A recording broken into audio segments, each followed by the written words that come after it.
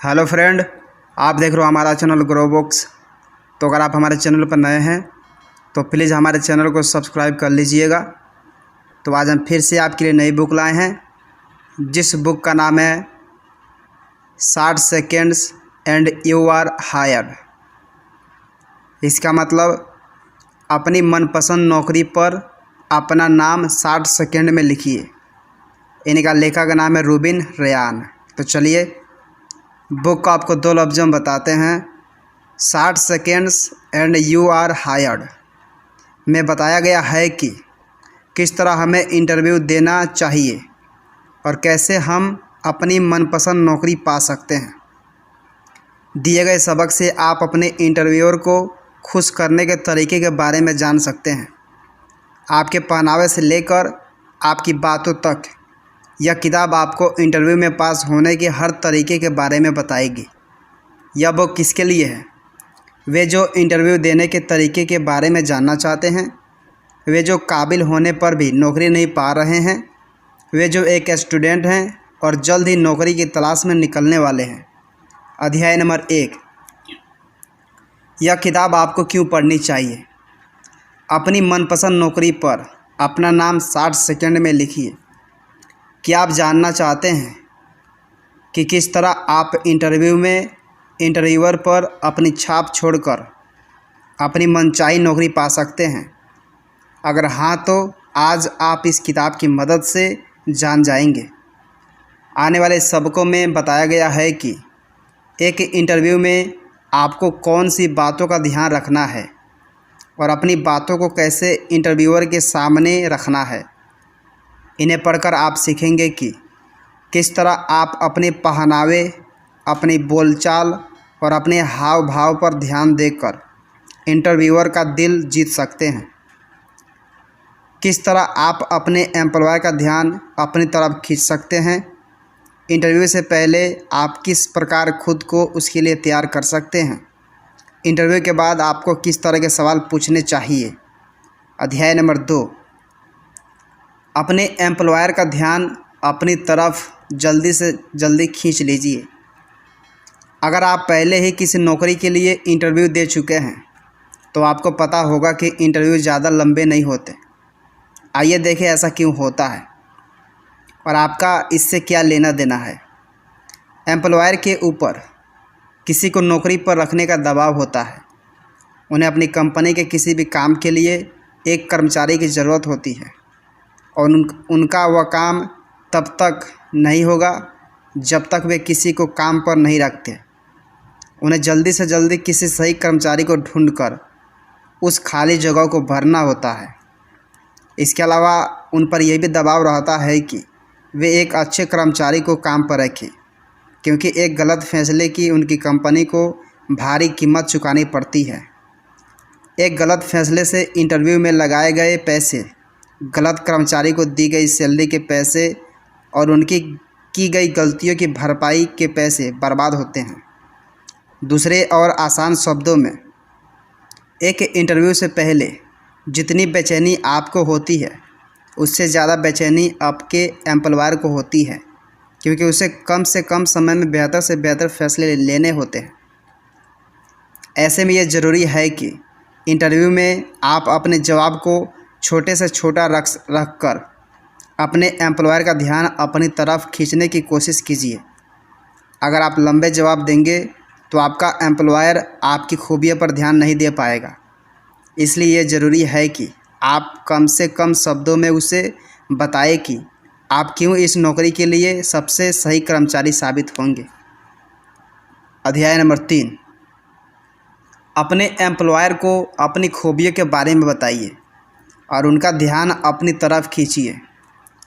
जैसा कि आपने देखा है कि एम्प्लॉयर को कम से कम समय में फैसले करने होते हैं, इसलिए ज़रूरी है कि आप कुछ ऐसा करें जिससे एम्प्लॉयर के ऊपर आप अपनी छाप छोड़ सकें।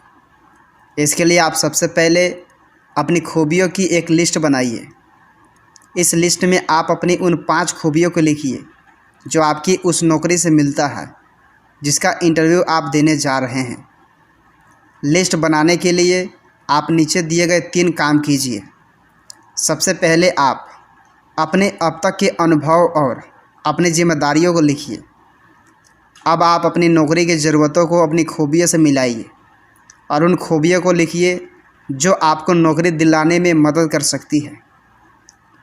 अब आप उस कंपनी के बारे में सोशल साइट्स पर से जानकारी हासिल कीजिए और अपने दोस्तों से उसके बारे में पूछिए। इसके बाद आप आसानी से तय कर सकते हैं कि कौन सी खूबियाँ आपके साथ दे सकती है। अब जब आप इंटरव्यू देने जाए तो आप अपने पूरे इंटरव्यू में अपने एम्प्लॉयर को अपनी उन 5 खूबियों को बताइए जो आपको इस नौकरी के लिए एक बेहतर कर्मचारी साबित कर सके। आप उसे यह एहसास दिलाइए कि किस तरह आप कंपनी की ज़रूरतों को पूरा कर सकते हैं। जब भी आप किसी नौकरी के इंटरव्यू के लिए जाए, आप उस नौकरी के हिसाब से अपनी खूबियों की लिस्ट बनाइए और अपने एम्प्लॉयर को उनके बारे में बताइए। अध्याय नंबर 4, इंटरव्यू देने से पहले आप कुछ तैयारियां कर लीजिए। इंटरव्यू देते वक्त आप इस बात का ख्याल रखिए कि आप अपने आप को इस तरह से पेश करें कि एम्प्लॉयर को ये लगे कि आप उसकी कंपनी को एक कदम आगे लेकर जाएंगे। आप दिखाइए कि आप यह काम अच्छे से कर सकते हैं और अगर ज़रूरत पड़ी तो दूसरे काम भी सीख सकते हैं। आप अपने बोलने के तरीके और बातों पर ध्यान दीजिए। सबसे पहले आप यह तय कीजिए कि सबसे पहले आपको क्या बोलना है और साथ ही में कुछ आम से सवालों के जवाब पहले से तैयार करके जाइए। आप अपनी खूबियों और अपनी उपलब्धियों पर खास ध्यान दीजिए।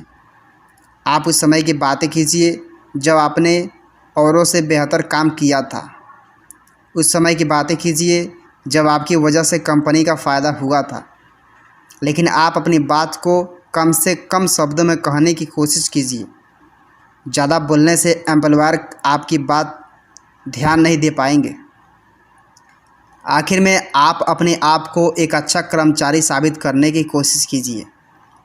इंटरव्यू से पहले बेचैनी होना आम बात है, लेकिन आप थोड़ी सी तैयारी करके अपने आप को आने वाले हालात के लिए तैयार कर सकते हैं। घबराहट की वजह से अक्सर लोग अपनी बात को साफ साफ नहीं कह पाते। इससे उनकी बातें बढ़ हो जाती है और नौकरी मिलने की संभावना कम हो जाती है। अध्याय नंबर 5, अगर आपको अपने एम्प्लॉयर से कुछ पूछना है तो आप अपने सवालों की लिस्ट पहले से बना लीजिए। अक्सर ऐसा होता है कि इंटरव्यू ख़त्म हो जाने पर एम्प्लॉयर आपसे अपने कुछ सवाल पूछने को कहते हैं। आपको इंटरव्यू के इस हिस्से पर खास ध्यान देना है। जब एम्प्लॉयर से सवाल पूछने की बारी आती है तो ज़्यादातर लोग हमेशा ही सैलरी के बारे में पूछते हैं, लेकिन ऐसा करना बिल्कुल भी ठीक नहीं है। अगर आप अपने एम्प्लॉयर से सबसे पहले सैलरी के बारे में पूछेंगे तो उससे ये बात जाहिर होगी कि आप नौकरी में नहीं बल्कि पैसों में दिलचस्पी रखते हैं।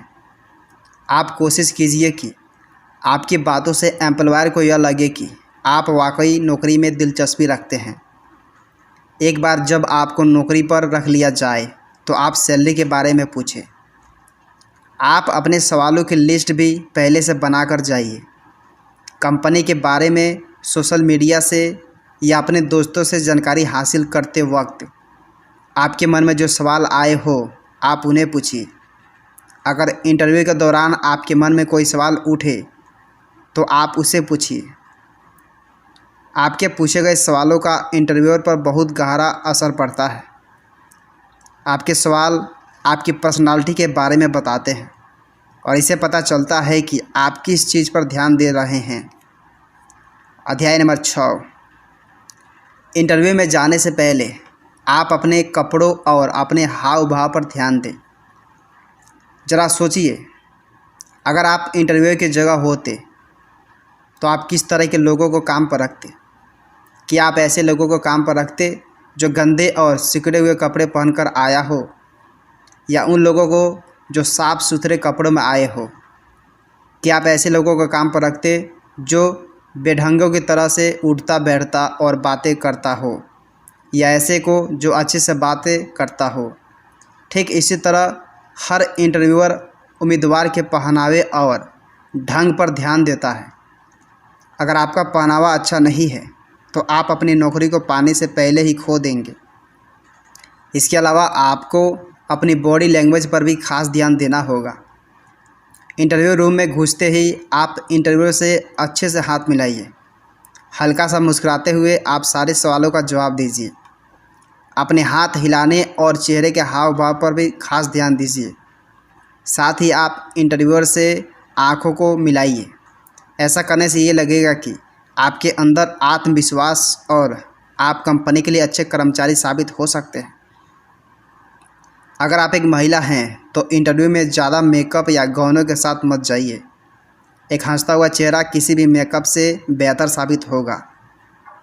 एक बार आपने इंटरव्यू रूम में कदम रख दिया तो आपको अपने आप को पूरी तरह से आत्मविश्वास से भर लेना है। अपने हाव भाव और हंसी को बरकरार रखते हुए आप सभी सवालों का जवाब दीजिए और आपकी मनचाही नौकरी चंद मिनटों के बाद आपकी होगी। कुल मिलाकर किसी भी नौकरी को पाने के लिए इंटरव्यू में अच्छा परफॉर्म करना बहुत ज़रूरी होता है। आप इंटरव्यू में अपनी बातों को कम से कम शब्दों में कहिए। अपने इंटरव्यूअर को अपनी खूबियों के बारे में बताइए। इंटरव्यू देने से पहले आप थोड़ी तैयारी ज़रूर कीजिए और इंटरव्यू देते वक्त अपने चेहरे को हाव भाव और बॉडी लैंग्वेज पर ध्यान दीजिए। नौकरी पाने के 24 घंटे के अंदर अपने एम्प्लॉयर को एक थैंक यू नोट लिखिए। जैसे ही आपको नौकरी मिल जाए आप अपने एम्प्लॉयर को अपने हाथ से एक थैंक यू नोट लिखकर भेजिए। आप लिखिए कि आप आभारी हैं जो उन्होंने आप में इंटरेस्ट दिखाया। ऐसा करने से आप बाकियों से अलग हो जाएंगे और अपने बॉस के करीब भी आ जाएंगे।